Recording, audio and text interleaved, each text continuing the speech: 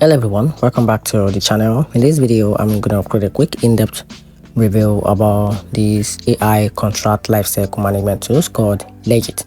So here's the breakdown. Legitt is an AI-powered contract lifecycle management platform that helps business automate and streamline their entire contract process from creation and review to approval and storage. It's naturally language processing to analyze contract language, flag risk, extract the key terms, and ensure compliance, saving legal and operation teams hours of manual work.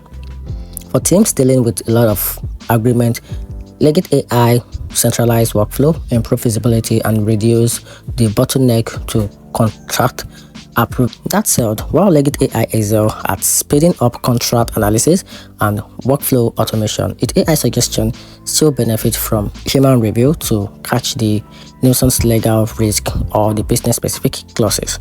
Implementation can also take some setup time for custom template and the integration with other systems. So overall, Legitt AI stand out as a strong contract lifecycle management tools, ideal for teams that want to reduce manual contract work with intelligent automation, but still pair it with AI insight with legal oversight for full confidence. And that's how you can probably use it to optimize your contract.